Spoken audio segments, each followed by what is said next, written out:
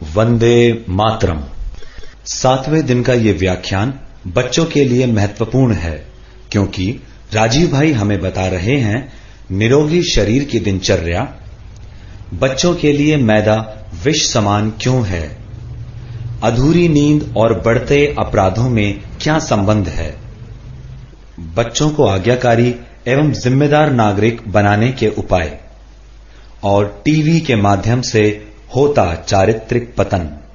मैं एक छोटी सी बात आप लोगों को बता देना चाहता हूं कि आप सब जानते हैं राजीव दीक्षित जी पूरे देश में घूमते रहते हैं और इसके लिए वो किसी तरह का रकम या किसी तरह की राशि वो नहीं लेते हैं और इनका पूरा का पूरा जो ये आंदोलन है वो सेवाश्रम में इनका जो ट्रस्ट है उस पे चलता है और वहां वो जमीन से जुड़ी हुई चीजों को वो महत्व देते हैं, उन लोगों को बढ़ावा देते हैं। जैसे उसने पहले दिन कहा कि कुम्हारों के लिए और खादी बनाने के लिए उन्होंने एक बहुत अच्छा काम वहां पे सेवाग्राम में किया है और सेवाग्राम से अभी खादी के कपड़े यहां आ चुके हैं।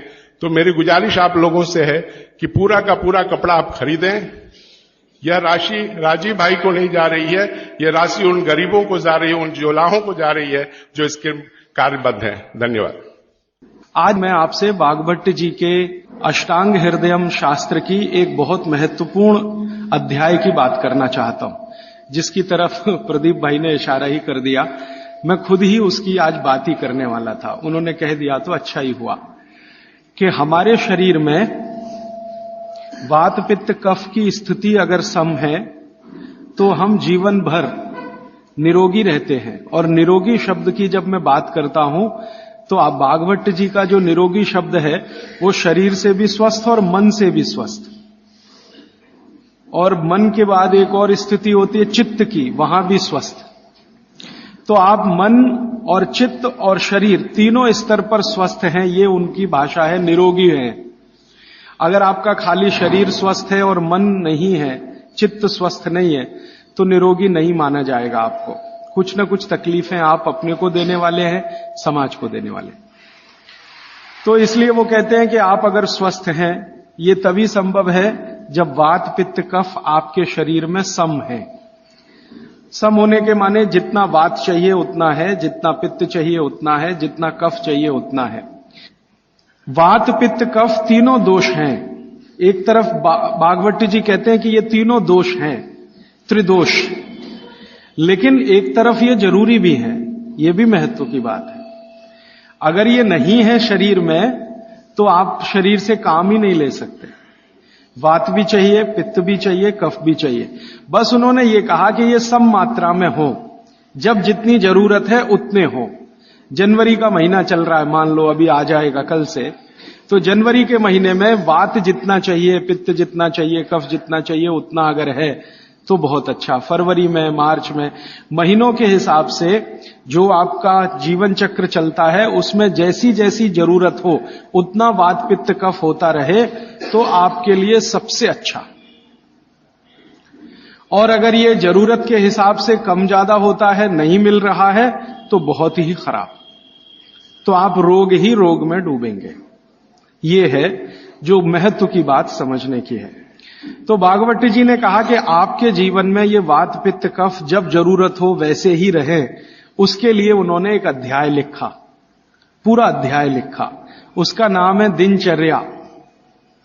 दूसरा एक अध्याय लिखा, उसका नाम है ऋतुचर्या। एक अध्याय लिखा आहार द्रव्य का ज्ञान, माने जो खा रहे हैं उसके बारे में जानना, आहार द्रव्य का ज्ञान। फिर ऐसे करते करते उन्होंने 40 से ज्यादा अध्याय लिख डाले। कुल अध्याय में 7000 सूत्र में बार बार रिपीट कर रहा हूं ताकि याद हो जाए आपको। तो जो दिनचर्या वाला हिस्सा है वो अभी तक मैं बात नहीं कर पाया आपसे। आज मुझे एक दिन मिला तो मैं बात करता हूं और व्याख्यान के अंत में जो प्रदीप भाई ने कहा वो इसमें जुड़ जाएगा अपने आप। दिनचर्या के बारे में वाग्भट्ट जी कहते हैं कि सामान्य रूप से हमारे शरीर की अवस्था के हिसाब से हमें दिनचर्या तय करनी है, शरीर के हिसाब से। सबके लिए ये जर्नल नहीं है, ये ध्यान रखना। हर व्यक्ति के शरीर के हिसाब से ये बदलती है। जैसे मेरे बगल में बाबूजी बैठे हैं तो इनकी दिनचर्या मुझसे अलग होगी, और मुझसे छोटा कोई लड़का या लड़की है, भाई या बहन है, उसकी दिनचर्या मुझसे अलग होगी। तो आपकी सुविधा के अनुसार मैं 3 हिस्से करता हूं। मैंने पहले भी वो 3 हिस्से किए हैं। जवानी शुरू होती है 18-19 वर्ष में, इस देश में ऐसा माना जाता है। बागवट जी के हिसाब से ये बराबर नहीं है, आज माना जाता है। हमारे यहां 18 साल पर वोट देने का अधिकार आपको मिलता है, ऐसा माना जाता है कि आप में परिपक्वता है। बागवट जी कहते हैं कि जवानी 13 से 14 साल में शुरू हो जाती है।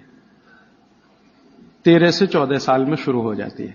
पुराने लोग हमारे ऐसा ही मानते थे, 13 से 14 साल में युवा अवस्था शुरू हो जाती है। तो आप समझ लीजिए कि जन्म से लेकर 13-14 साल तक का एक भाग, 13-14 साल से लेकर 60 साल तक दूसरा भाग, और 60 साल के ऊपर तीसरा भाग, 3 तरह के लोगों की श्रेणी बना दी जाए। अब इसमें दिनचर्या का ध्यान दिया जाए तो सबसे पहली बात जो आप सबको याद रखनी चाहिए हमेशा, कि जो 0 वर्ष से लेकर, माने पहला दिन का कोई बच्चा है, वहां से शुरू करके 13-14 साल, ये बच्चा जो है कफ के प्रभाव में रहता है। ऐसा कहें, बचपन में कफ बहुत होता है शरीर को, सारा शरीर कफ के असर में ही रहता है। उस समय वात और पित्त दोनों कम होते हैं। पित्त तो थोड़ा रहता है, वात तो बिल्कुल ना के बराबर होता है बचपन में। इसलिए बचपन में 13-14 साल की उम्र तक के किसी भी बच्चे को या भाई बहन को मैं देखता हूं और वो मुझे कहता है कि मेरे घुटनों में दर्द है, तो मुझे बहुत हैरानी होती है कि ये कैसे आया। आना ही नहीं चाहिए। बागवट जी कहते हैं कि प्रकृति ने एक व्यवस्था बनाई हुई है। वो व्यवस्था ये है कि बचपन जो आपका गुजरेगा वो कफ के असर में होगा। कफ ज्यादा होगा, जिनको कफ ज्यादा होगा उनको घुटनों का दर्द होना ही नहीं चाहिए, कमर का दर्द होना ही नहीं चाहिए, हड्डियों में दर्द होना ही नहीं चाहिए, उनके बाल गिरने ही नहीं चाहिए, बाल बढ़ने ही चाहिए, उनके शरीर में कभी भी थकान होनी ही नहीं चाहिए। शरीर सोने के लिए ज्यादा प्रवृत्त होना ही चाहिए, क्योंकि कफ के असर में नींद बहुत आती है। तो 14 वर्ष की उम्र तक अगर कोई भी भाई या बहन, बेटा या बेटी 8 घंटे से 10 घंटे भी सो रहा है तो भी उसके लिए अनुकूल ही माना जाता है। तो कफ के असर में नींद बहुत आती है, वात के असर में नींद बिल्कुल कम हो जाती है। तो कफ के असर में अगर वो बच्चा है तो उसके शरीर की एक तरह की दिनचर्या, ऋतुचर्या है। फिर क्या होता है कि 14 साल से ऊपर लेके 60 साल तक जवानी मान लीजिए, तो इसमें पूरा शरीर पित्त के असर में रहता है। 14 साल से लेकर 60 साल तक पित्त का असर होगा, तो शरीर को पित्त का असर होगा ही ये इतने दिनों में।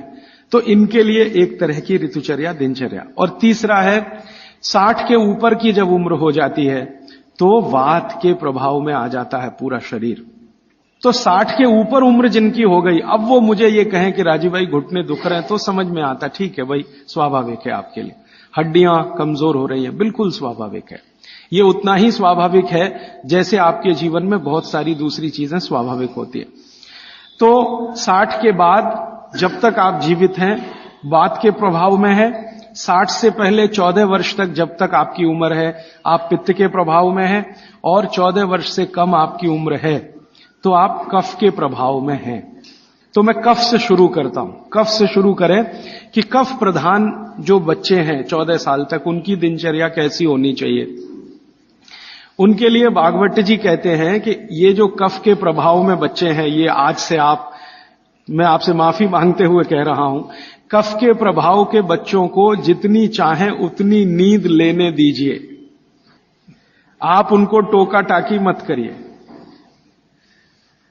अक्सर मैंने देखा है मां बाप की जो टोका टाकी बच्चों के लिए, अरे इतनी देर सोता है, वो सोएगा ही क्योंकि कफ के असर में है।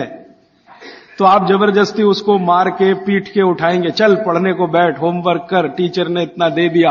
अरे वो होमवर्क करके करेगा क्या?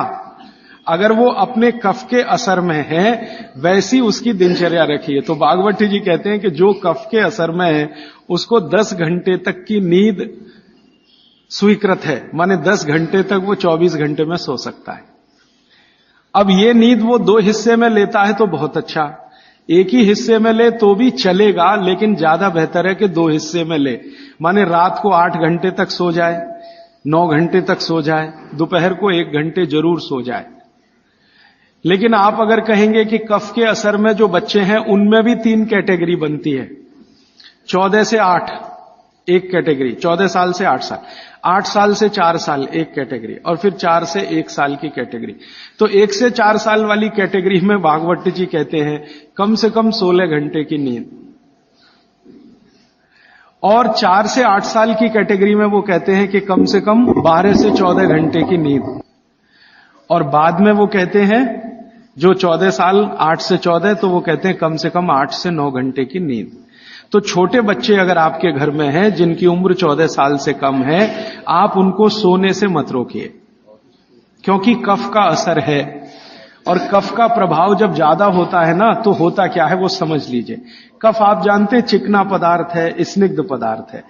कफ का मतलब है आपको खांसी आए और जो बलगम निकल जाए, जो बलगम है ना वो ही कफ है, ऐसा समझ ले। वो स्निग्ध है, चिकना है और बहुत भारी है। ये गुरु है, गुरु माने भारी, हैवी है, बहुत हैवी है, इससे ज्यादा हैवी कोई चीज नहीं। तो स्निग्ध है, चिकना है, भारी है, गुरु है, और जो भारी चीज होती है वो शरीर के ब्लड प्रेशर को हमेशा बढ़ाती है, हमेशा बढ़ाती है।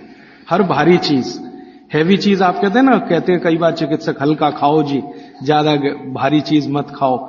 हर भारी चीज शरीर के ब्लड प्रेशर को बढ़ाती है, क्योंकि भारी चीज जाएगी तो उसका गुरुत्व ज्यादा है, गुरुत्व ये ज्यादा है तो वो बढ़ेगा।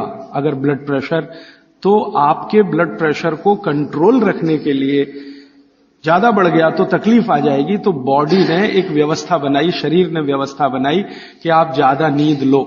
ये नींद लेते समय ब्लड प्रेशर हमेशा कम रहता है। जितनी देर आप सोएंगे ब्लड प्रेशर या तो सामान्य होगा या सामान्य से कम होगा। जितनी देर आप जगे हुए हैं ब्लड प्रेशर सामान्य से थोड़ा ज्यादा होगा। तो बचपन में क्या है, आदमी या बच्चा गुरुत्व में है, कफ में है, स्निग्धता में है, इसलिए उसको नींद लेकर ब्लड प्रेशर को मेंटेन करना है अपनी व्यवस्था बनाने के लिए, इसलिए वो ज्यादा देर सोएगा ही। आप उसके सोने पर पाबंदी मत लगाओ। आप अगर ये महसूस करते हो कि जी 14 घंटे से भी ज्यादा सो रहा है, तो सोचने की बात आएगी। उसमें भी 4 साल तक के बच्चे को तो वो भी नहीं सोचना, वो 18 घंटे भी सोए तो सोने दो उसको। और वैसे भी आप महसूस करते हैं, आप सब माताएं हैं, आपने बच्चे अपने बड़े किए ही हैं। छोटे बच्चे जितने होंगे नींद उतनी ज्यादा लेंगे, क्योंकि कफ का असर उतना ही ज्यादा है, और ज्यादा कफ को मेंटेन रखना है ब्लड प्रेशर के लिए, इसलिए नींद लेनी ही पड़ेगी, बिना उसके होने वाला नहीं है। इसलिए बचपन में नींद ज्यादा। तो अब नींद ज्यादा है तो ये कब संभव है? ये नींद ज्यादा आप तभी संभव है जब जल्दी सो जाएं, माने बच्चों को जल्दी सोना ही। आप बोलेंगे जी कितने बजे तक सोना? भागवत जी तो ये कहते हैं कि सूर्यास्त होने के 2 घंटे के अंदर सो जाना। सूर्यास्त होने के 2 घंटे के अंदर सो जाना। अब सूर्यास्त कब हुआ? चेन्नई में मान लीजिए 6 बजे हुआ, तो हर बच्चे को 8 बजे तक सो ही जाना, कंपलसरी सो जाना। अब ये तब संभव है जब आप बच्चों को थोड़ा टीवी से दूर रखें। भागवत जी के समय में टीवी नहीं था, होता तो उस पर भी कमेंट करते। अब ये आ गया पिछले 50 साल में, आधुनिक विज्ञान ने इसको दे दिया। तो टीवी से बच्चों को दूर रखें ताकि उनके सोने की कमी ना आए। टीवी देखने में आजकल बच्चे 11 बजे तक 12 बजे तक जगते हैं, तो उनके नींद में कमी आती है। नींद में अगर कमी आएगी तो कफ के असर में नींद अगर पूरी नहीं लेंगे तो फिर कफ बिगड़ेगा, और ये बिगड़ा हुआ कफ बच्चों को चिड़चिड़ा बनाएगा, चिड़चिड़ा। बच्चों को अगर नींद पूरी नहीं लेंगे, इसको ध्यान रखिए, तो उनमें चिड़चिड़ापन आएगा, गुस्सा भी आएगा। और चिड़चिड़ापन और गुस्सा उनमें है तो वो आपकी कोई बात नहीं मानेंगे। आप उनको लाख अच्छी बात कहो, वो मानेंगे ही नहीं, क्योंकि शरीर को मस्तिष्क जो है नियंत्रित करता है। मस्तिष्क कफ के प्रभाव में है, कफ बिगड़ा हुआ है, सुधरा हुआ नहीं है, क्योंकि नींद पूरी नहीं ले रहे हैं। तो ये तो संकट आने ही वाला है। तो अक्सर घरों में ये समस्या मैं सुनता हूं, वो कहते राजीव भाई बच्चे हमारी सुनते नहीं। वो सुनेंगे तब तक नहीं जब तक नींद पूरी नहीं हो रही है। आप उनकी नींद पूरी होने दीजिए, 8 घंटे 9 घंटे की 10 घंटे की नींद पूरी, फिर देखिए वो कितने अच्छे से सुनते हैं। अब मैं आता हूं जो आपने प्रश्न किया, जब आदमी कफ के असर में होता है, कोई भी बच्चा हो तो भी बड़ा हो तो भी, कफ के असर में जब भी होगा, चिड़चिड़ा होगा, गुस्सैल होगा, क्रोधी होगा, लड़ने को हमेशा तैयार होगा, और बहुत कफ अगर उसका बिगड़ा हुआ है तो वो ऐसा ही होगा जैसे कल बेनजीर भुट्टो को गोली मारने वाला। ये कफ के असर में ही होता है, तब होता है। कोई भी कफ प्रकृति का व्यक्ति किसी को भी गोली मार सकता है अगर उसका कफ इतनी तीव्रता पर है, बिगड़ा हुआ। गोली मार सकता है, बम मार सकता है, किसी के खून को निकलते देख उसके कफ को शांति आती है, मन में उसके संतुलन आता है। तो कफ जो है ना बहुत अच्छी चीज है, लेकिन एक लिमिट के बाद जब ये बाहर जाता है तो दुनिया की सबसे खतरनाक चीज है। और दुनिया में जो अध्ययन हुए हैं, जो अभ्यास हुए हैं कि जितने भी अपराधी प्रवृत्ति के लोग हैं दुनिया में, वो कफ के असर में ही सारे अपराध करते हैं। लेकिन कफ बिगड़ा हुआ है और इसी कफ का असर है कि प्रेम भी बहुत पैदा होता है। बहुत प्रेम पैदा होगा इसी कफ के असर में। आप किसी छोटे बच्चे को देखते हैं ना, आपके दिल में अत्यंत प्रेम पैदा हो जाता है, वो कफ का असर है। कफ प्रेम भी पैदा करता है और कफ आदमी को जहरीला भी बना देता है। महत्व की बात है कि कफ जब तक नियंत्रण में है तो प्रेम भाव पैदा करेगा, सद्भाव पैदा करेगा, और जब ये बिगड़ गया, निकल गया बाहर, तो ये खतरनाक से खतरनाक चीजें बता देगा। अब मैं आपको बागवट की बात छोड़कर मेरी बात एक जोड़कर सुनाता हूं तो बहुत अच्छे से समझ में आए। आपने कई बार अखबारों में पढ़ा होगा, न्यूज़पेपर में, मैगजीन्स में पढ़ा होगा कि दुनिया में सबसे खराब बच्चे अमेरिका के हैं। सबसे खराब बच्चे दुनिया में, सबसे खराब। उनकी खराबी का कोई लिमिट नहीं है। आपने अक्सर न्यूज़पेपर पढ़े हैं कि हाई स्कूल के बच्चे जेब में से रिवॉल्वर निकाला और पट पट पट पट टीचर को मारा, अपने पड़ोसी को मारा, इसको मारा और अंत में खुद को मारा। अमेरिका की मुश्किल से कुल आबादी 27 करोड़ है। इसमें से लगभग 3 करोड़ के आसपास बच्चे हैं, ऐसा वो कहते हैं। इन 3 करोड़ बच्चों में 30 लाख जेल में बंद हैं, जेल में बंद हैं। और जिनकी उम्र 14 साल की, 12 साल की, 11 साल की, 10 साल की, ऐसी उम्र के बच्चे जेल में बंद हैं। होना चाहिए स्कूल में, लेकिन है जेल में। ये जो अमेरिका की स्थिति है, ये कनाडा की भी है, यही स्थिति ब्रिटेन की है, यही फ्रांस की है, यही जर्मनी की है, यही स्वीडन की है, यही स्विट्जरलैंड की है। इन सभी देशों में, जो ठंडे देश माने जाते हैं, बच्चे सबसे ज्यादा बिगड़े हुए। आपको सुनकर हैरानी होगी, अमेरिका, यूरोप के देशों में सबसे ज्यादा जो अपराध हो रहे हैं, उनमें लगभग 65 से 70% अपराध बच्चे कर रहे हैं। वो चाहे बलात्कार के हों, चाहे छेड़खानी के हों, या गोली मारने के हों, या लूट मारी के हों, बच्चे कर रहे हैं। बच्चे जिनको हम 14 साल तक की उम्र का मानते हैं, वो कर रहे हैं। परिणाम क्या है? बिगड़े हुए कफ के प्रभाव में है वो सब बच्चे। बिगड़े हुए कफ के प्रभाव में जो भी रहेगा, हिंसा ही करेगा, अहिंसक हो नहीं सकता। कफ जैसे ही बिगड़ता है तो हर तरह के नेगेटिव विचार और बुरे विचार शरीर में आएंगे। अब वो शरीर की एक स्वाभाविक क्रिया है, इसको रोकना है तो क्या करें?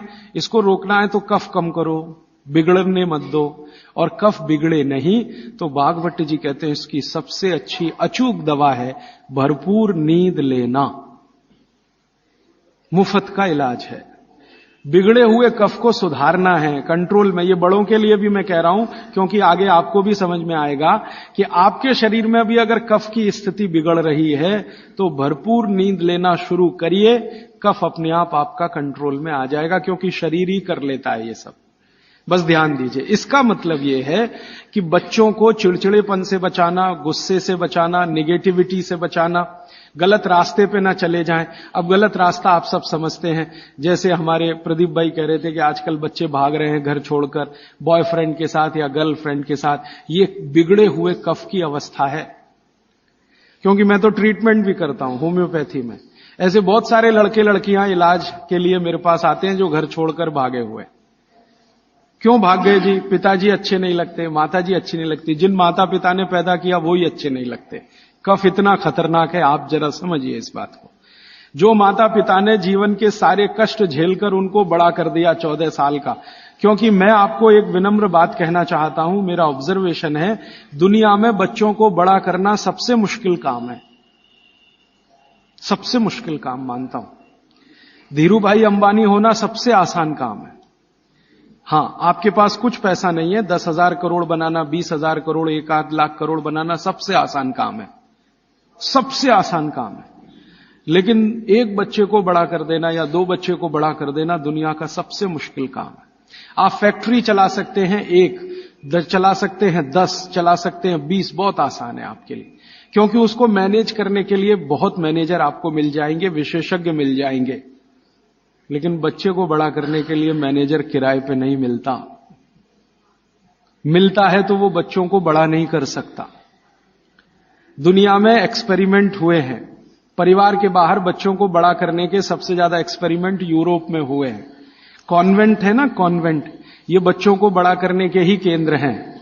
ऐसे बच्चों को जो परिवार से बिछड़े हैं, छूटे हुए, लावारिस बच्चे, कॉन्वेंट स्कूल सब फेल हो गए अमेरिका और यूरोप में। वो बच्चों को सिखा नहीं पाए जो सिखाना चाहिए, और ज्यादा कॉन्वेंट के बच्चे ही वहां मर्डर कर रहे हैं, हिंसा कर रहे हैं, जेब काट रहे हैं। तो बच्चे को बड़ा करना मैं मानता हूं दुनिया का सबसे मुश्किल काम है। और आप जो भी अपने बच्चों को बड़ा कर रहे हैं, आप समझ लीजिए दुनिया का सबसे मुश्किल काम आप कर रहे हैं। तो इसमें छोटी सी बात याद रखिए कि ये बच्चे ठीक से बड़े हों, कफ का बिगाड़ इनको कहीं गलत रास्ते पर ना ले जाए। तो इसके लिए बहुत सरल उपाय है कि नींद उनको भरपूर लेने दीजिए। कई बार आप ऐसा मत करिए, बच्चों को कई बार ऐसा लगता है झपकी आ रही है, तो आप जबरदस्ती पढ़ने को मत बिठाइए। कुछ बच्चे ऐसे हैं जो मेज कुर्सी पे बैठते ही ऊँघने लगते हैं, तो उनसे कहिए कि देखो किताब बंद कर दो और जाके सो जाओ। वो 20-25 मिनट सो के आएंगे, पहले से ज्यादा फ्रेश होंगे, क्योंकि सो के उठते ही कफ का असर कम हो जाएगा। और कफ के असर में पढ़ाई नहीं होती, ये और बात एक जान लीजिए, कफ के असर में पढ़ाई नहीं हो सकती। पढ़ाई अच्छी करनी है तो पित्त के असर में ही होती है। पित्त बढ़ना चाहिए, कफ कम होना चाहिए, तभी पढ़ाई अच्छी होगी। तो जब तक कफ बिगड़ा हुआ है, असर उसका भयंकर दुष्प्रभावी है। पढ़ने के लिए मत बोलिए उनको, कहिए सो जाओ। कफ बिगड़ा हुआ हो तो सबसे अच्छा उपाय है कहो सो जाओ। तो 20 मिनट सोएंगे, आधा घंटे, 1 घंटे या 2 घंटे सो जाए, फिर कहो अब उठने दो, अपने आप से उठने दो। अब अपने आप से जब उठे तब उनका कफ पूरी तरह से शांत होगा, फिर जो भी पढ़ेंगे मगज में बैठेगा, दिमाग में बैठे। और एक छोटी सी बात, आप सवेरे सवेरे स्कूल जाने के लिए जो मार मार के उठाते हैं अपने बच्चों को, आप बहुत बड़ा अत्याचार कर रहे हो उनके ऊपर, बहुत बड़ा अत्याचार कर रहे हो। कारण क्या है वो समझ लीजिए, समझ लीजिए। वो ये मैं ये कह रहा हूं कि आप करें जरूरी नहीं है, लेकिन समझ जरूर लीजिए, ताकि आपको करते समय ध्यान में रहे कि मैं ठीक कर रहा हूं या गलत। बच्चों को मार मार के सवेरे जब आप उठाते हैं तो बहुत बड़ा अत्याचार उनके ऊपर होता है। वो क्या होता है, सुबह का समय कफ का समय है, दिन के हिसाब से सुबह का समय कफ का समय है। उस समय उनको सबसे गहरी नींद आएगी, वो प्रकृति का नियम है। और उसी समय मार पीट के आप उनको उठा के बाथरूम में करते, चल जल्दी से नहा, बस आ गई है, ऑटो रिक्शा आ गया है। अरे ये बस और ऑटो रिक्शा क्या करेंगे उसकी जिंदगी को। मैंने ही क्या कर लिया इतना सब पढ़ने के बाद, क्योंकि जो कुछ मैंने पढ़ा है वो मेरी जिंदगी के कभी काम नहीं आया। काम तो वो आ रहा है जो मैंने स्कूल में नहीं पढ़ा, कॉलेज में नहीं पढ़ा। स्कूल कॉलेज में मैंने बहुत पढ़ा, x+y² = x² + 2xy + y², और पता नहीं कितनी कॉपियां रंग डाली, आज तक मेरी जिंदगी में काम नहीं आया x+y²। अब मेरे गणित के टीचर को मैं पूछता हूं क्यों पढ़ाया मास्टर जी आपने मुझे, तो कहते हैं क्या करूं यार, काम तो मेरे भी नहीं आया, मुझको किसी ने पढ़ाया तो मैंने तुमको पढ़ाया। ये भेड़िया धसान है। मैं आपको विनम्रतापूर्वक ये कहना चाहता हूं, कितने भी अच्छे स्कूल में आप बच्चों को पढ़ाइए, उनकी जिंदगी का 90 से 95% बेकार ही जाने वाला है। अब उसके लिए आप उनको मार पीट के उठा रहे हैं, जो कभी काम नहीं आएगा जिंदगी में। तो आप ये अत्याचार मत करिए। फिर आप कहेंगे जी स्कूल तो सुबह ही चलते हैं, तो स्कूल वालों को मिलकर समझाइए कि बच्चों के स्कूल का समय दोपहर को रखें। अब आप बोलेंगे जी वो कैसे समझेंगे, ऐसे समझेंगे, बच्चे तो आपके पढ़ रहे हैं ना, ये स्कूल के मास्टर जी के पढ़ रहे हैं, बच्चे आपके पढ़ रहे हैं, फीस आप दे रहे हैं। आप मिलकर कहेंगे तो स्कूल वालों को झक मार के सुनना ही पड़ेगा, क्योंकि स्कूल तो आपसे चल रहा है, आप स्कूल से नहीं चल रहे, स्कूल आपसे चल रहा है।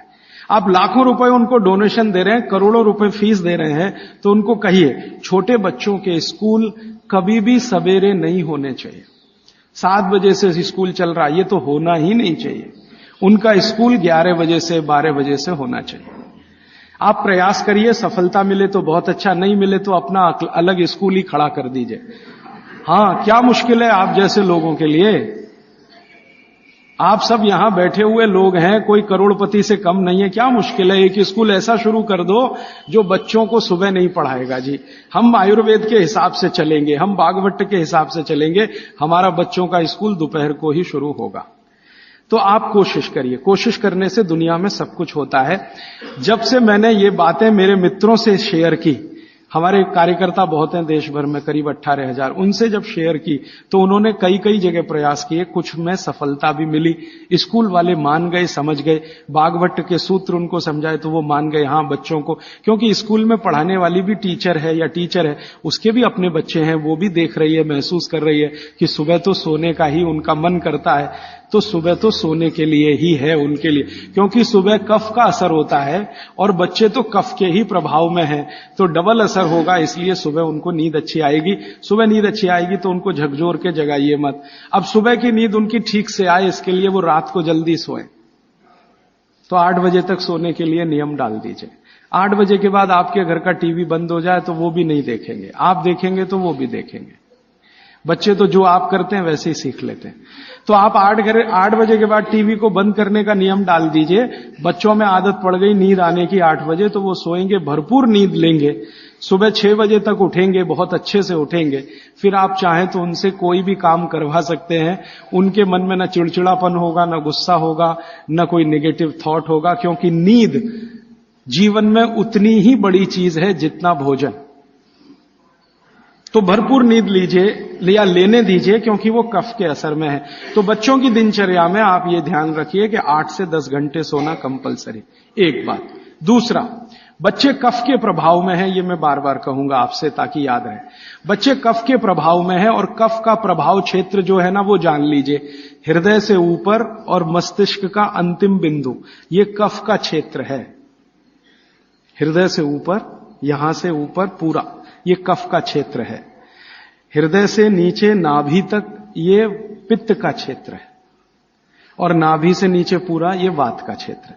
तो बच्चे कफ के असर में हैं, तो ध्यान रखिए कि उनको जितने रोग होंगे वो यहां से ऊपर वाले ही होंगे बचपन के।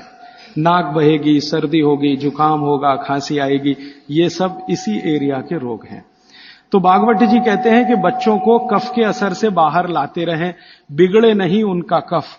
तो इसके लिए बच्चों की मालिश, उन्होंने एक शब्द, बहुत सुंदर शब्द दिया, अभ्यंग मालिश। मालिश बहुत जरूरी है, बच्चों की मालिश बहुत ही जरूरी है। तेल मालिश, बच्चों की तेल मालिश बहुत जरूरी है। वैसे तो सब माताएं करती ही हैं, अनजाने में वो एक बड़ा काम कर रही।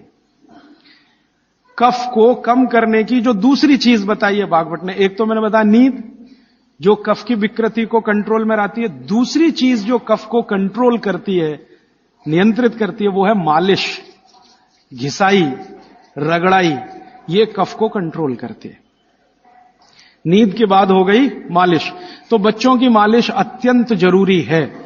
तो सुबह जब वो सोकर उठते हैं, शौच आदि से निवृत्त होकर आते हैं, तो उनकी मालिश होनी ही चाहिए। अब बागवट जी ने कहा है कि जो कफ के असर में है वो व्यायाम ना करे, वो प्राणायाम ना करे, योग आसन भी ना करे। ध्यान रखिए इस बात को। बागवट जी कहते हैं कि कफ के असर वाले व्यक्ति को ना तो व्यायाम, ना तो आसन, ना तो प्राणायाम, उसके लिए है मालिश, रगड़ाई चाहिए उसको शरीर के। ठीक है? तो मेरी आपको विनती है कि बच्चों को व्यायाम करने के लिए प्रोत्साहित मत करिए। कई बार माता पिता टीवी का चैनल खोल के वो रामदेव जी का चल रहा है, चल तू भी कर, उसके लिए नहीं है ये। व्यायाम, योग, प्राणायाम उनके लिए सबसे उपयोगी है जो पित्त के प्रभाव में है। वात के प्रभाव वालों को बहुत मामूली, पित्त वालों को सबसे ज्यादा, कफ वालों को बिल्कुल नहीं। योग, प्राणायाम, आसन कफ वालों को बिल्कुल नहीं, वात वालों को थोड़ा, पित्त वालों को सबसे ज्यादा। ये है सूत्र भागवत जी। तो बच्चों को मत प्रेरित करिए कि तुम आसन करो, कि तुम प्राणायाम करो, कि तुम ऐसी एक्सरसाइज करो। उनके लिए तो कफ के असर में है, तो ये एक्सरसाइज जितनी कम हो उतना अच्छा। मालिश करिए उनकी, भरपूर मालिश करिए। अब तीसरी बात, तीसरा सूत्र, बच्चों की मालिश कहां करें जी? पूरे शरीर में करें, पूरे शरीर में करिए। लेकिन भागवत जी कहते हैं कि कफ का असर कहां है? मैंने आपको थोड़ी देर पहले कहा छाती से लेके ऊपर तक। तो ये जो इतना हिस्सा है इसकी मालिश ज्यादा करिए ताकि कफ थोड़ा शांत रहे। तो सीधे से बात अब मैं समझाता हूं, बच्चों के सिर की मालिश सबसे ज्यादा करिए। सिर, ये ऊपर का हिस्सा, धीरे धीरे धीरे धीरे तेल लगा के सिर की मालिश सबसे ज्यादा करिए। तो मालिश किससे करेंगे? तेल से। तेल जो है कफ नाशक है, तेल जो है ना कफ नाशक है। तो सिर की मालिश करेंगे, छोटे छोटे छिद्र हैं, तेल इससे अंदर जाएगा, कफ को सामान्य रखेगा। तो कफ के प्रभाव में बिगड़ेंगे नहीं बच्चे, माने गुस्सा नहीं करेंगे, चिड़चिड़े नहीं होंगे, नेगेटिव नहीं होंगे, जिंदगी में गलत काम नहीं करेंगे। तो बच्चों के सिर की मालिश बहुत जरूरी है, सिर की मालिश। दूसरा वो कहते हैं कि कफ का जो दूसरा बड़ा स्थान है, एक तो सिर हुआ, दूसरे है कान। ये कान है ना, ये कफ के स्थान है। तो बच्चों के कान की मालिश रोज होनी चाहिए, जरूर होनी चाहिए। कान की मालिश कैसे करें? बस तेल लगाइए, हाथ में ऐसे ऐसे घुमाइए, फिर उल्टा घुमा दीजिए, फिर ऐसे घुमा दीजिए, और थोड़ा तेल कान में डाल के रखिए उनको, क्योंकि कफ का स्थान है कान। तेल डालते ही कफ शांत होगा। तो हमारी पुराने जमाने की जो माताएं हैं वो रोज बच्चों को कान में तेल डालती थी, वो अनजाने में बहुत बड़ा वैज्ञानिक काम करती थी। देखा ना पुराने जमाने की माताओं को। आज के जमाने की माताएं तो कहती चिपचिपा है तेल, तेल चिपचिपा है तभी तेल है, नहीं तो उसमें कुछ है ही नहीं। तो पुराने जमाने की माताएं बच्चों को बराबर कान में तेल डाल के रखती थी। तो बच्चों के कान में नियमित रूप से तेल डालिए। फिर आप बोलेंगे जी कौन सा तेल? तो इसमें भागवत जी सूत्र दे रहे हैं कि आप जहां रह रहे हैं उसके हिसाब का तेल। आप चेन्नई में रह रहे हैं, चेन्नई भारत के गर्म इलाकों में है, गर्म इलाकों में ठंडा तेल अच्छा, तो सबसे ठंडा तेल नारियल का तेल है। तो चेन्नई में रहने वालों को नारियल के तेल की मालिश, नारियल का तेल ही खाना। अब आप बिहार में जाएंगे और मैं वहां कर आकर आपको कहूंगा तो कहूंगा जी आप नारियल का तेल बिल्कुल मत खाओ, मालिश भी मत करो। मैं कहूंगा सरसों का तेल खाओ, उसी से मालिश करो। और जो आप और उधर चले गए हरियाणा पंजाब की तरफ, तो मैं ही आकर आपसे कहूंगा जी आप ये छोड़ो, आप तो जैतून का तेल इस्तेमाल करो या तिल का तेल इस्तेमाल, एरिया के हिसाब से। तो मैं आपके हिसाब से बात कर रहा हूं कि आप नारियल के तेल की मालिश भी कर सकते हैं, उसको भोजन में भी उपयोग कर सकते हैं। बच्चों की नियमित मालिश सिर की, कान की होती रहनी चाहिए। और तीसरी चीज, आंखें। आंखें जो है ना कफ का ही केंद्र है। सबसे बड़ा कफ का केंद्र सिर, दूसरे नंबर पे कान, तीसरी आंख। आंख कफ का केंद्र है और आंख के ज्यादा रोग, 99% रोग कफ के रोग हैं। जैसे मैंने आपको बोला ना, आंख में आप बोलते हैं कि हमको कैटरेक्ट हो गया, ये कफ का रोग है। मोतियाबिंद हो गया, कफ का रोग है। ग्लूकोमा हो गया, कफ का रोग है। आंखें लाल हो रही हैं, कफ के प्रभाव। तो आंखों की विशेष देखभाल बच्चों की, ताकि चश्मा ना लगे, अब चश्मा ना चढ़े। अब आंखों में क्या करें जी? कफ को कंट्रोल करने, तेल नहीं डाल सकते आंखों में, क्योंकि तेल और आंखों का मेल नहीं है। आंखों में हमेशा एक फ्लूइड रहता है, तेल में डालें माने तेल उस फ्लूइड में गया तो गड़बड़ करता है। तो आंखों के लिए घी ठीक है, देशी गाय का घी। तो बच्चों को नियमित रूप से देशी गाय का घी आंखों में लगा सकते हैं तो बहुत अच्छा है। देशी गाय का घी ये कफ को शांत करता है। लेकिन आप देशी गाय के घी को उपलब्ध नहीं कर पाते किसी कारण से, तो फिर भागवत जी कह रहे हैं कि कफ को शमन करने वाली एक और चीज है, वो है काजल। काजल माने कार्बन। कार्बन कफ को शांत करने में सबसे बड़ी भूमिका निभाता है। तो बच्चों को नियमित रूप से आंखों में काजल होना ही चाहिए। भागवत जी ने बहुत सुंदर शब्द इस्तेमाल किया है, सौवीर अंजन, उसको कहें काजल, सौवीर अंजन, बहुत सुंदर शब्द है। और भागवत जी इतने दयालु और कृपालु हैं कि उसकी पूरी विधि भी लिख के गए कि बच्चों के लिए जो सौवीर अंजन बनाना है वो कैसे बनेगा। उसमें इस्तेमाल होता है गाय का दूध और दारू हल्दी। दारू हल्दी देखा? जारू हल्दी, एक हल्दी और एक दारू हल्दी। तो दारू, हल्दी, गाय का दूध, गाय का घी, ऐसी 5-7 वस्तुओं से बनता है। पूरी विधि किताब में है, मैं ज्यादा समय खराब नहीं करना चाहता। तो बच्चों को नियमित रूप से आंख में काजल, क्योंकि कफ को शांत करे, कान में तेल, सिर पर तेल की मालिश, ठीक है, ये 3 चीजें उनके लिए बहुत आवश्यक हैं। वंदे मातरम। राजीव भाई के अनुज भाई प्रदीप दीक्षित द्वारा संचालित एवं सेवाग्राम वर्धा स्थित राजीव दीक्षित मेमोरियल स्वदेशी उत्थान संस्था के माध्यम से स्वदेशी चिकित्सा के व्याख्यानों की सीडी उपलब्ध कराई जाती है, जिसे आप केवल 10 रुपए के लागत मूल्य पर प्राप्त कर सकते हैं।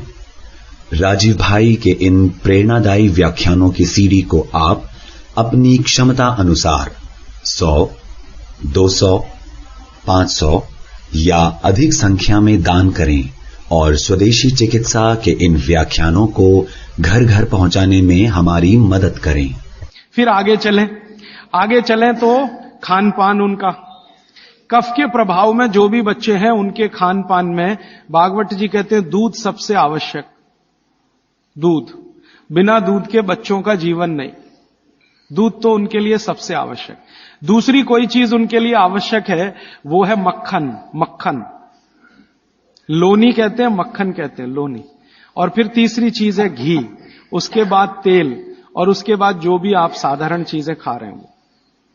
गुड़ बच्चों को बहुत ही आवश्यक है, क्योंकि कफ को संतुलित रखने में जो जो चीजें मदद कर रही हैं, घी है देशी गाय का, दूध है, दही है, मट्ठा है, मक्खन है, गुड़ है, ये सब कफ को संतुलित रखने वाली चीजें। तो ये बच्चों के भोजन में नियमित। अब गुड़ जो है ना, कई फॉर्म में खा सकते हैं बच्चे। सीधे गुड़ खा सकते हैं, गुड़ की पट्टी खा सकते हैं, चिक्की जिसको आप कहते हैं, तिल में हो तो बहुत अच्छा, मूंगफली में है तो भी चलेगा, नहीं तो चने में खा सकते हैं। तो बच्चों के डेली डाइट में ये चीजें रहनी चाहिए, गुड़ रहना चाहिए, तिल रहना चाहिए, मूंगफली रहनी चाहिए। ये सब चीजें जिनको आप महसूस करते हैं ना भारी हैं, ये कफ को संतुलित रखने में मदद करते हैं। तो भारी चीजें बच्चों को नियमित रूप से दीजिए। एक ही चीज का निषेध है, एक ही चीज का निषेध बताया भागवत जी ने, पतला आटा। अब पतला आटा उन्होंने कहा है, पतला आटा माने बारीक आटा। इसको मैं थोड़ा आज के हिसाब से कहूं, क्योंकि आज वो चीज है भागवत के जमाने में नहीं थी।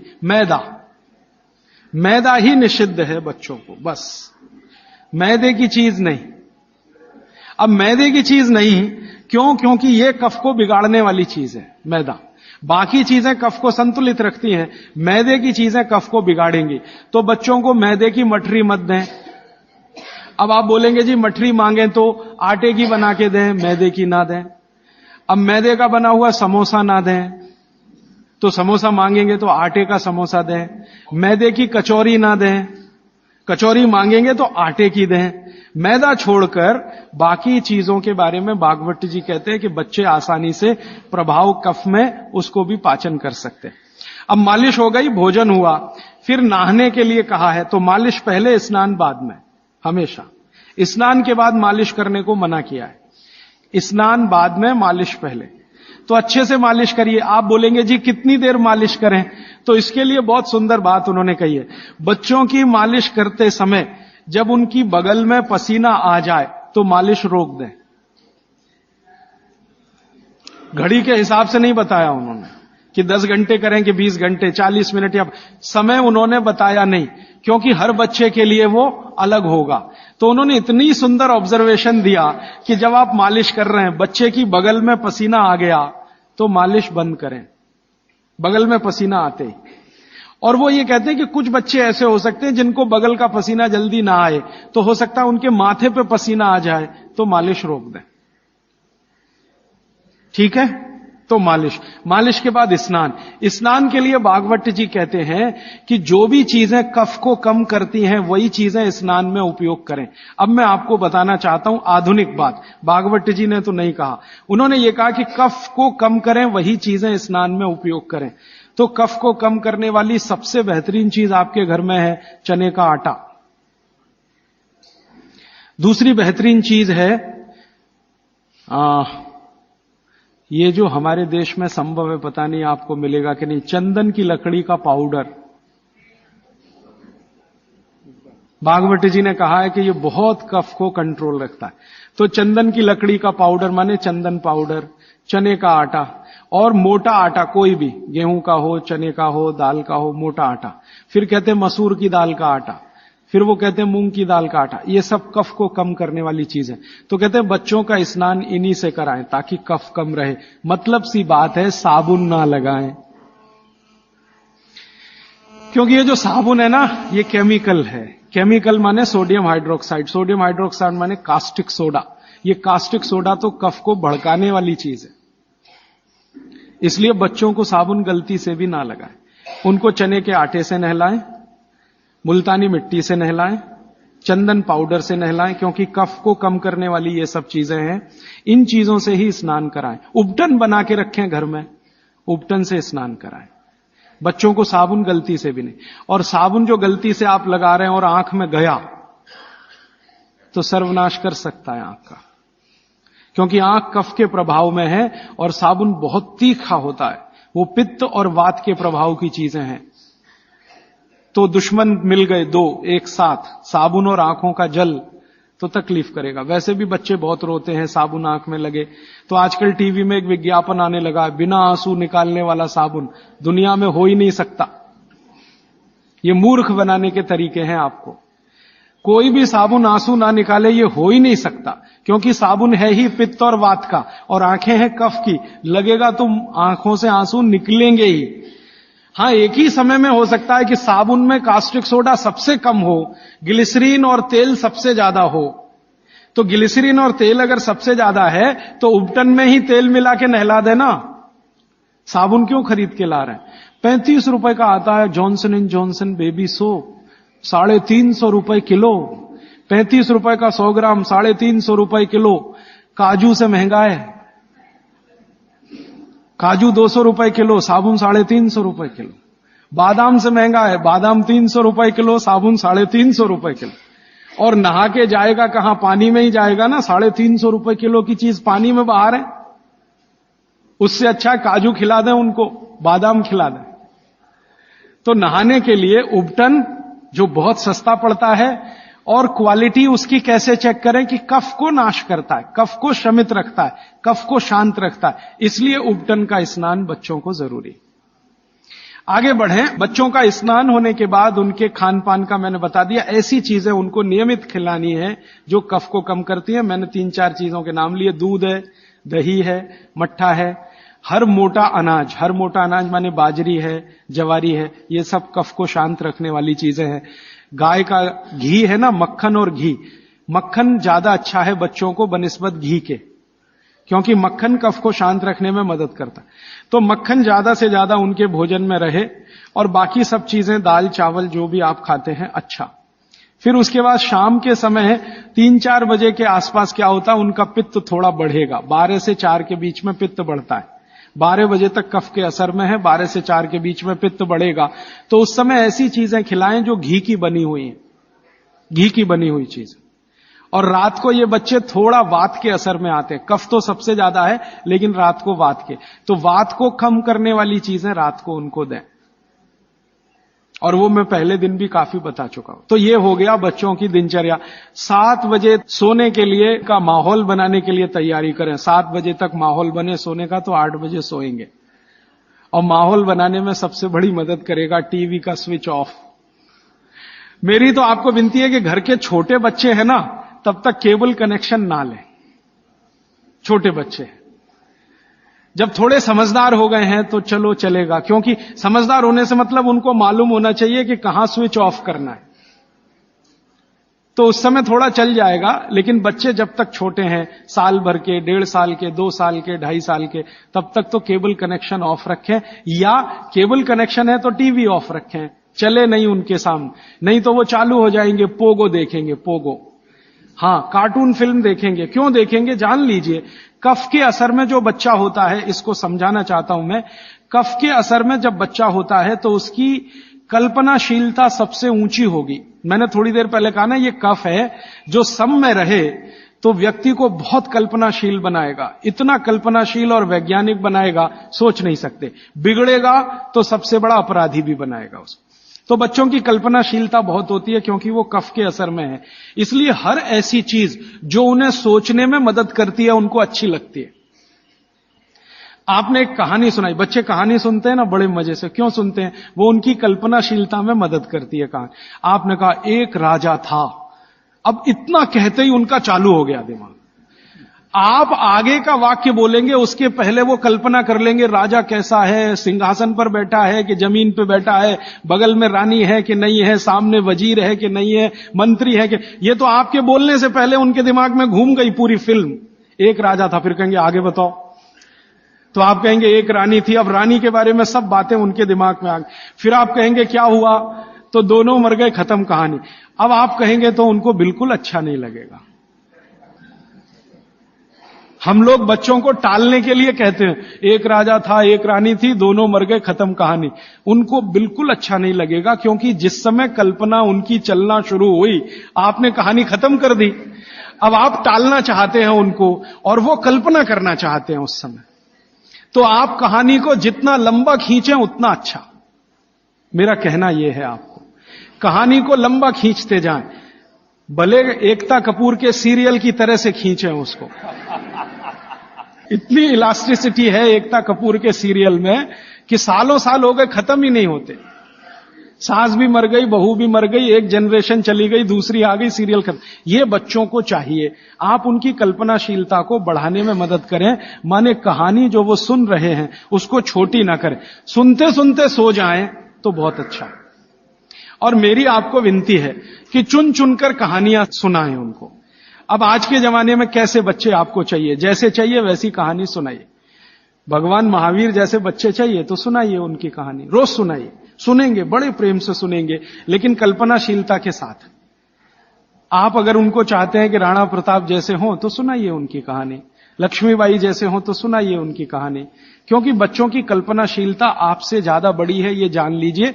ये अलग बात है कि उनके पास शब्दों का भंडार कम है, शब्दकोश कम है, लेकिन सोचने में वो आपसे आगे हैं। तो शब्द आप दे दीजिए, कल्पनाशीलता उनके पास है, बैठकर वो अपना चित्र बना ही लेंगे। और जिन बच्चों को जितनी लंबी कहानियां आप सुनाएंगे वो उतने ही क्रिएटिव होने वाले, उतने ही क्रिएटिव होंगे। अच्छा वैज्ञानिक बनाना है बच्चों को तो कल्पनाशीलता ऊंची चाहिए, तो अच्छे वैज्ञानिक बनाना है अगर किसी भी बच्चे को तो कल्पनाशीलता ऊंची, तो कहानी उतनी लंबी। अच्छा मैथमेटिशियन बनाना है, कल्पना शक्ति अच्छी चाहिए, तो कहानी लंबी। माने लंबी कहानियां सुनाने की आप अपनी आदत डालें तो बच्चों में आएगी।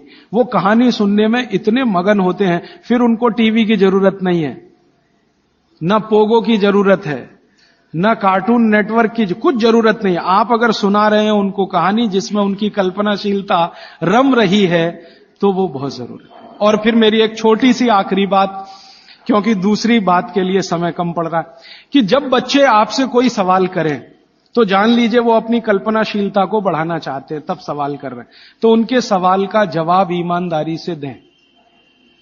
जैसे उन्होंने सवाल पूछा कि ये टमाटर का रंग लाल क्यों है, मान लीजिए सवाल पूछा टमाटर का रंग लाल क्यों। अब आपको मालूम नहीं है कि टमाटर का रंग सच में लाल क्यों है, तो आप उनको कुछ उल्टा सीधा मत कहें, भगवान ने कर दिया है, ऐसा हो गया है, वैसा हो गया है। आप उनको ईमानदारी से कहें, देख भाई बेटा या बेटी, मुझे अभी मालूम नहीं है कि टमाटर का रंग लाल क्यों होता है, मैं कल पता करके बता दूंगा या परसों पता करके बता दूंगा। बच्चे जब सवाल पूछ रहे हैं तो उनकी कल्पनाशीलता की पूर्ति के लिए पूछ रहे हैं, आप उनको कभी भी गलत जवाब तो दीजिए ही मत। वो कह रहे हैं जी ये चंद्रमा क्यों चमक रहा है सफेद सफेद, और तारे क्यों चमक रहे हैं, और सूरज लाल क्यों दिख रहा है या पीला क्यों दिख रहा है, या ये पत्ते हरे क्यों हैं, ये पीले हो जाते हैं तो ये हरे से पीले कैसे हो गए। ऐसे सवाल वो पूछेंगे, उनके उत्तर पूरी ईमानदारी से दीजिए। तो इसका माने आपको पढ़ना ही पड़ेगा, बिना पढ़े आप उत्तर दे नहीं सकते। और जो आपने कोशिश की उल्टा सीधा, तो थोड़े दिन में जब उनको सच्चाई पता चलेगी तो आपका आदर वो बिल्कुल नहीं करेंगे। उनके गुरुजी ने बता दिया कि ये पत्ता हरा इसलिए था और टमाटर लाल इसलिए हो गया और चंद्रमा इसलिए चमकता है, सूरज इसलिए पीला दिखाई देता है। जैसे ही उनको पता चलेगा तो आपकी इज्जत तो 2 कौड़ी की हो गई उनके सामने। वो आपको कहेंगे जी आपने गलत बताया, मेरी टीचर ऐसा बोलती है। तो आपसे हटकर वो टीचर की तरफ चला गया, और टीचर की तरफ गया तो समझ लो बच्चा आपके हाथ से ही गया। जैसे जैसे उसका आकर्षण टीचर के प्रति बढ़ता जाएगा, वो आपके कंट्रोल के बिल्कुल, फिर टीचर जो कहेगी उसको पत्थर की लकीर मानेगा, आप जो कहोगे उस पर कभी भी भरोसा नहीं करेगा।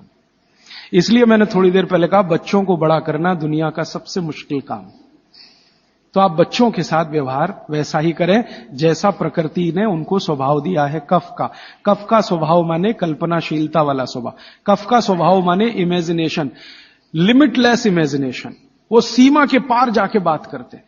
आप देखते हैं ना दुनिया के सारे बच्चे परेशान है हैरी पॉटर पढ़ने के लिए, है ना, और आप और मैं सवाल करते हैं जी हैरी पॉटर में रखा क्या है? कुछ नहीं है, उसमें तिलिस्म है, जादुई तिलिस्म है, वो सच्चा नहीं है, लेकिन उनकी कल्पनाशीलता में उनको बहुत आनंद दे रहा है, इसलिए करोड़ों किताबें बिक रही हैं हैरी पॉटर की। आप पसंद करें या ना करें, क्योंकि बच्चे कफ के असर में है, कल्पनाशीलता उस समय सबसे ज्यादा है। तो जादुई बातें, तिलिस्मी बातें, जादूगर की बातें, ये सब उनको अच्छी इसलिए लगती हैं कि कल्पनाशीलता बढ़ाने में ये सब मदद करती है। ये जासूसी उपन्यास जितने हैं ना, बच्चे बहुत प्रेम से पढ़ते हैं, चाहे वो अमेरिका में हो या हिंदुस्तान में। बस अंतर है, अमेरिका में अंग्रेजी में पढ़ेंगे, हिंदुस्तान में हिंदी में जरूर पढ़ेंगे। चंदा मामा एक पत्रिका आती है बच्चों की, चंदा मामा या नंदन, चुन चुन के ऐसी कहानियां हैं उसमें जो उनकी कल्पनाशीलता बढ़ाती हैं। तो वो लड़ेंगे आपसे, चंदा मामा चाहिए, नहीं तो ये किताब चाहिए, अमर चित्रकथा चाहिए, ये चाहिए, ये चाहिए। अब आपके ऊपर है कि आप उनकी कल्पनाशीलता कितनी बढ़ा सकते हैं। 14 साल तक विशेष ध्यान रखें बच्चों का, जब तक वो कफ के असर में। अब इसमें बाद में कुछ बातें आएंगी तो कल मैं जोड़ूंगा। अब मैं आ जाता हूं पित्त में। पित्त के प्रकृति के लोगों की दिनचर्या क्या? पित्त प्रकृति माने 14 साल से ऊपर और 60 साल के नीचे, इनकी दिनचर्या क्या? पित्त प्रकृति के लोगों को कफ का असर कम हो जाता है, पित्त थोड़ा बढ़ता है, वात उनके पास कम ही रहता है या बिल्कुल नहीं रहता। अब पित्त प्रकृति के लोगों को ज्यादा सोना जरूरी नहीं है, उनका पित्त है, कफ तो ऐसे ही शांत है, तो ज्यादा सोना जरूरी नहीं। माने पित्त प्रकृति के लोग अगर 8 घंटे सो रहे हैं, 7 घंटे सो रहे हैं तो भी चलेगा। न्यूनतम नींद कितनी होनी चाहिए? आप कहें पित्त प्रकृति के सब लोगों को, जिनकी उम्र 14-15 साल से लेकर 60 साल है, इनकी कम से कम नींद 8 घंटे की रहे तो अच्छा है। लेकिन इससे भी कम रह सकती है क्या? 7 घंटे हो सकती है, लेकिन उसके लिए थोड़ा प्रयास करना पड़ेगा। 6 घंटे भी हो सकती है, 6 से कम नहीं और 8 से ज्यादा नहीं, ऐसे मान लीजिए। तो पित्त प्रकृति के लोगों को 6 घंटे से कम नहीं सोना, 8 घंटे से ज्यादा नहीं सोना। अब उसके हिसाब से दिनचर्या तय करिए। तो 8 बजे सो जाएं, मान लो आप भी ऐसे ही माने। भागवत जी कहते हैं सूर्यास्त के 2 घंटे बाद सो जाएं, बच्चे भी बड़े भी। तो 8 बजे आप सो जाएं, तो 8 से 8 4 बज गए ना, 4 बजे उठें। आपके लिए उठना बहुत जरूरी है। ब्रह्म मुहूर्त में पित्त प्रकृति के लोगों का उठना बहुत आवश्यक है। बच्चे ना उठें तो चलेगा, आपको तो उठना बहुत जरूरी है। क्यों? अगर आप 4 बजे उठते हैं तो अगला पूरा दिन आपका बहुत बेहतरीन और व्यवस्थित है, और 4 के बाद उठेंगे तो पूरा दिन डिस्टर्ब है। क्यों? क्योंकि जो जो करना है आपको वो 4 बजे से लेके ही शुरू होगा। 4 बजे उठे, आपने पानी पिया, जो मैंने पहले ही बता दिया, ऊषा पान जिसको कहते हैं। फिर शौच आदि के लिए आप गए, 10-15 मिनट मान लीजिए उसमें गया। फिर बाहर आप निकले, दंत धावन शब्द इस्तेमाल किया, दंत धावन करें माने दांत साफ करें। अब दांत साफ कैसे करें?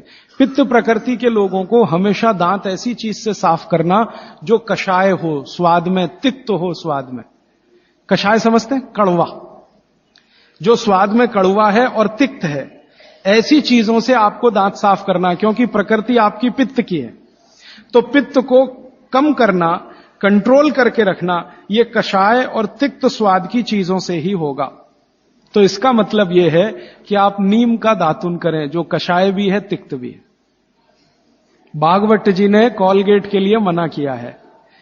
कॉलगेट था ही नहीं तो लिखा भी नहीं है उन्होंने कहा है कि आप नीम का दातुन करें। और नीम से भी अच्छा एक दातुन उन्होंने बताया, मदार। मदार समझते हैं? मदार का एक पेड़ होता है, वो कहते हैं नीम से भी अच्छा है, क्योंकि वो और ज्यादा कषाय है और ज्यादा तिक्त।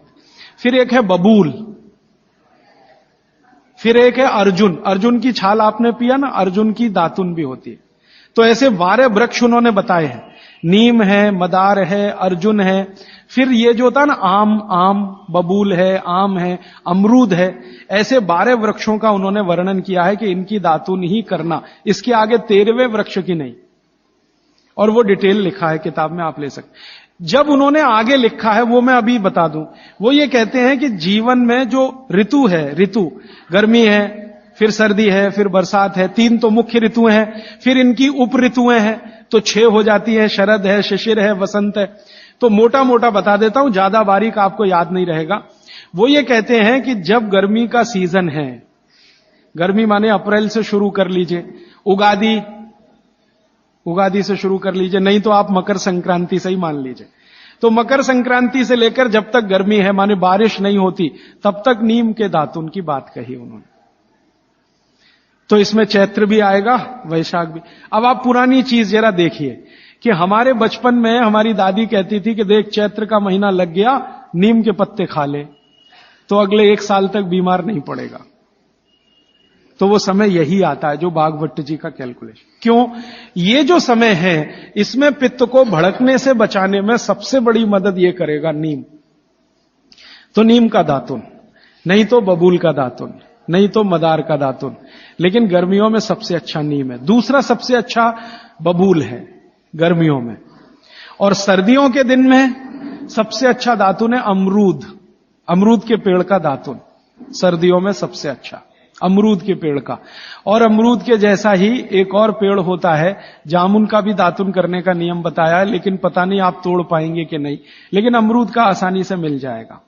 और फिर ज्यादा बारिश के दिनों में जो वो बोलते हैं तो आम का भी कर सकते हैं, अर्जुन का भी कर सकते हैं। और आप बोलेंगे जी पूरी जिंदगी अगर नीम का ही दातुन करें तो कर सकते हैं, 3 महीने लगातार करके थोड़े दिन छोड़ देना, फिर 3 महीने कर लेना। वो थोड़े दिन छोड़ने का नियम ध्यान रखना। तो फिर आप बोले थोड़े दिन छोड़ दिया तो क्या करें, उस दिन दंत मंजन कर लेना।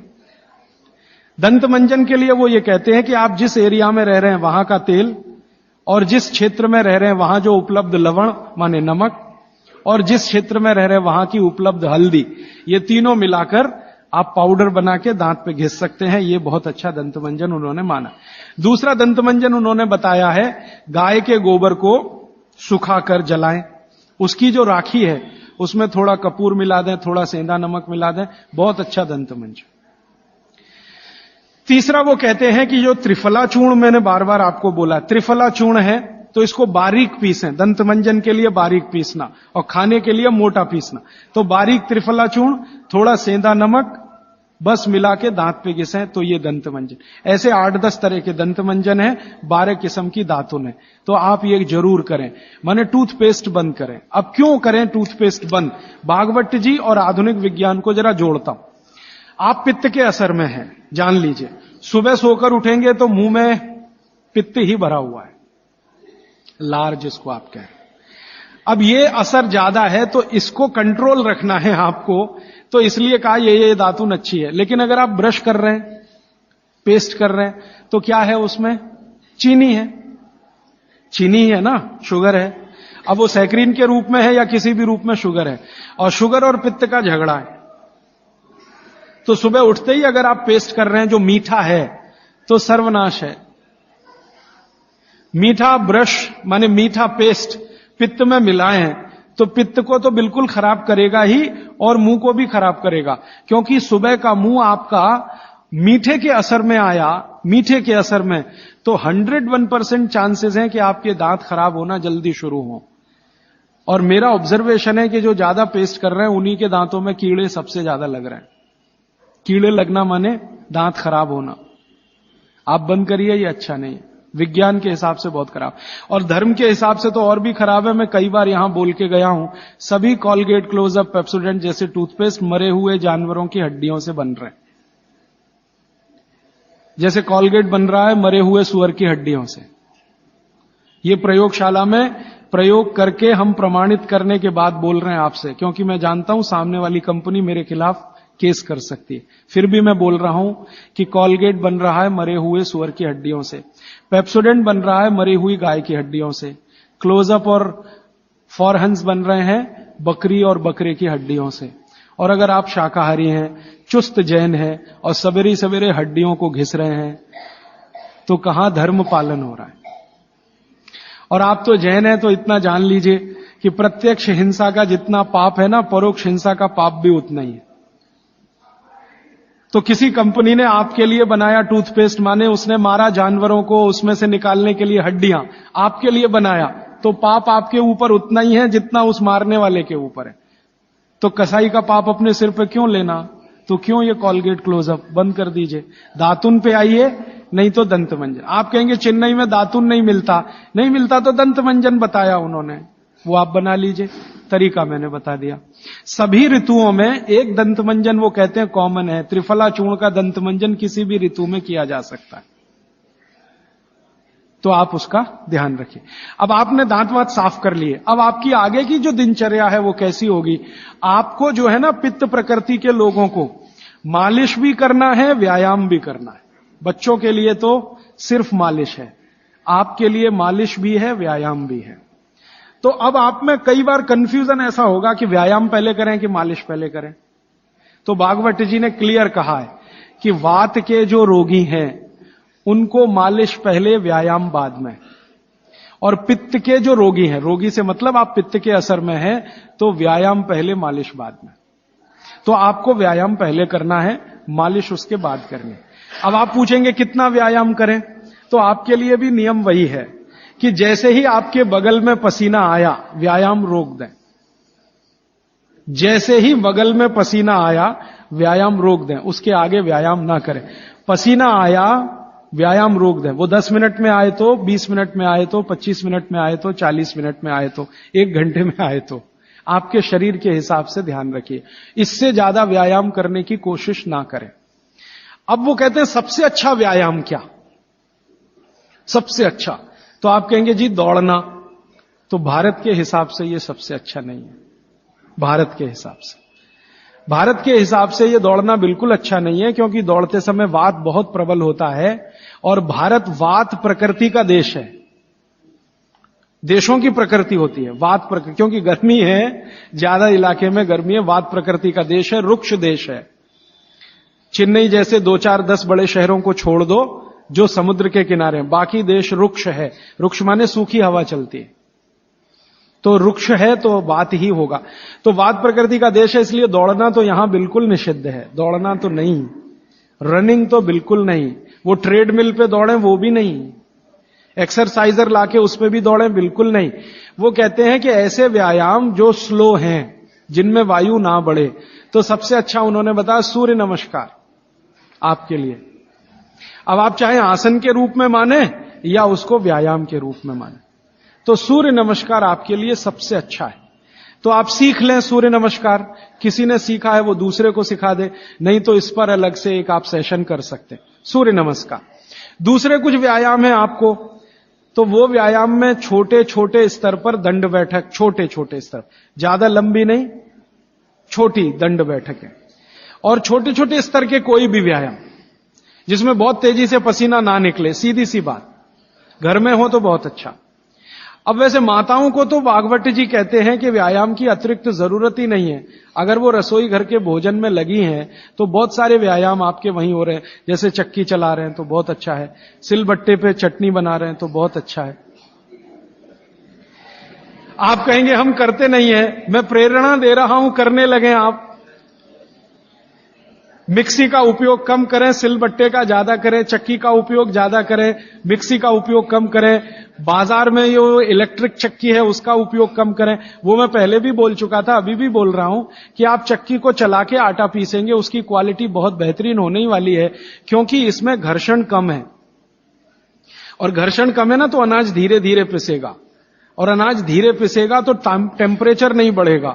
और वात वाले देश में टेम्परेचर बढ़ना नहीं किसी भी चीज का। और आप इलेक्ट्रिक चक्की में पिसवाएंगे ना, बहुत तेज घर्षण है, तो अनाज में नाश हो जाएगा, पौष्टिकता कम होने ही वाली है। तो हाथ की चक्की का खा के देख लीजिए एक रोटी, और ये बिजली वाली चक्की का खा के देख लीजिए एक रोटी, एक ही मिनट में अंतर पता चल जाए। तो अगर आप करें तो अच्छा है। फिर आप कहेंगे जी चक्की मिलती नहीं। मैंने चेन्नई में देखा 2 लोगों को जो चक्की बना के देंगे, आप अगर उनको ऑर्डर दें तो। पत्थर वाले लोग यहां हैं, मैं 6 दिन से यहां घूम रहा हूं, सड़क पे दिखाई दिए, तो सिलबट्टा तो है उनके पास, चक्की नहीं है। क्यों नहीं है? वो कहते हैं कोई लेता नहीं तो क्या बनाए, आप लेंगे तो बनाएंगे।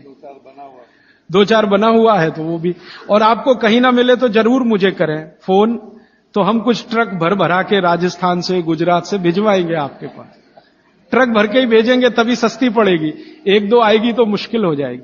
और आप अगर राजस्थान जाते हैं या गुजरात जाते हैं तो एक आध चक्की तो साथ में भी ला सकते हैं ना।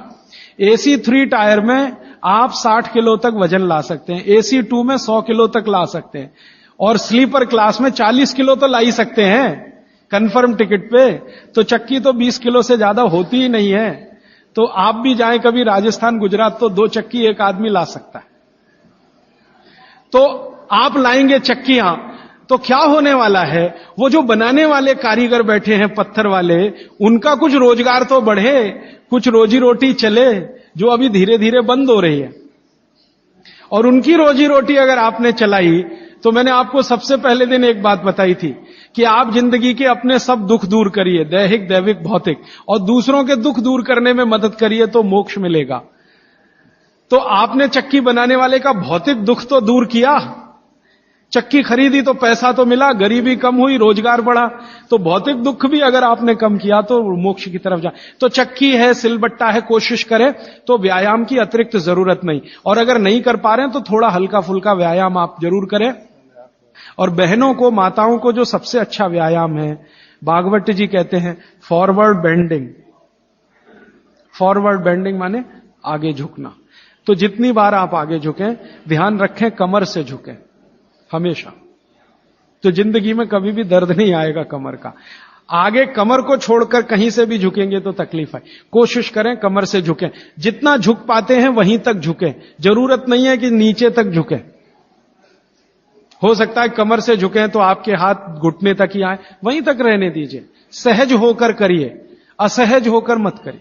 तो थोड़ा व्यायाम, 15-20 मिनट में पसीना आ जाएगा, उतना काफी। फिर उसके बाद मालिश, आपको भी मालिश जरूरी है, क्योंकि आपको भी कफ का असर ना बढ़े और आपका विकृत ना हो। तो आपको भी बच्चों की तरह यह बात ध्यान रखनी है कि सिर की मालिश ज्यादा, कान की भी मालिश ज्यादा, और बाकी शरीर की तो करनी है। और शरीर में सबसे ज्यादा मालिश तलवे की, पांव की। मालिश के बाद स्नान, स्नान उसी तरह से उबटन आदि से, और फिर भोजन, भोजन के बाद विश्राम 20 मिनट, फिर आपका काम, फिर रात्रि का माने शाम को 6-7 बजे का भोजन। इस तरह का नियम है पित्त वालों का। और वात वालों के लिए क्या है, जिनकी उम्र 60 के ऊपर है, उनके लिए भागवत जी कहते हैं व्यायाम निषेध। जैसे बच्चों को निषेध वैसे उनको निषेध। उनके लिए मालिश बहुत जरूरी, जैसे बच्चों की वैसे वात वालों की। माने बुजुर्ग लोगों को मालिश बहुत जरूरी है, व्यायाम से भी ज्यादा। और मालिश करते समय ध्यान रखना है सिर, तलवे, 2 चीजें, और कान भी। तो मालिश आप करें, व्यायाम करें तो बहुत ही हल्का फुल्का करें। लेकिन यह नियम भागवत जी ने नहीं बताया कि आप व्यायाम तब तक करें जब तक बगल में पसीना ना आए, क्योंकि एक उम्र के बाद पसीना बहुत कम हो जाता है। तो हो सकता है 1 घंटे तक भी ना आए और आप करते रहें। ये पित्त और कफ वालों के लिए है, सिर्फ वात वालों के लिए। तो वात वाले तो जीवन में जितने आराम से रह सकें। वैसे तो वात वालों के लिए भागवत जी कहते हैं कि उनको तो एक ही काम है, वो है दिशा निर्देश। बुजुर्गों का एक ही काम है कि घर में बैठे हैं और दिशा निर्देश दे रहे हैं, ऐसा मत करो, ऐसा करो, ऐसा मत करो, क्योंकि उन्होंने जीवन का सारा अनुभव ले लिया और वो अनुभव को मिलाकर आपको दिशा निर्देश कर रहे हैं। बाकी अपना पूजा पाठ, भक्ति वगैरह ज्यादा, क्योंकि इसमें मूवमेंट, भागवत जी बोलते हैं कि वात के लोगों को मूवमेंट सबसे कम होने चाहिए। तो ज्यादा भाग दौड़ नहीं, ज्यादा इधर उधर नहीं, आराम से सहजता से जितना होता है अपने शरीर को बचाते हुए उतना। तो मैंने कोशिश की कि आपको 1-1.25 घंटे में तीनों प्रकृति के लोगों की दिनचर्या बता सकूं। अब 30 तारीख को मैं थोड़ा कंक्लूड करूंगा तो कुछ बातें इसमें आ जाएंगी। अभी मेरा आपको विनम्र निवेदन है कि आप चाहें तो प्रश्न पूछें, लेकिन निवेदन दूसरा है कि जब तक प्रश्न का सत्र चले 10-15 मिनट कोई ना उठे, क्योंकि हो सकता है कि किसी ने जो प्रश्न पूछा वो आपके लिए भी बहुत काम का हो। मेरे पास एक स्लिप आ गई है लिख के, जरा इसको मैं बता दूं। मनुष्य के मूत्र का महत्व क्या, ये प्रश्न है। कल मैंने गोमूत्र का महत्व बताया था ना, तो मनुष्य के मूत्र का महत्व क्या। मनुष्य का मूत्र भी औषधि के रूप में काम आता है, और बागवट चिकित्सा में उसके लिए 2 सूत्र हैं।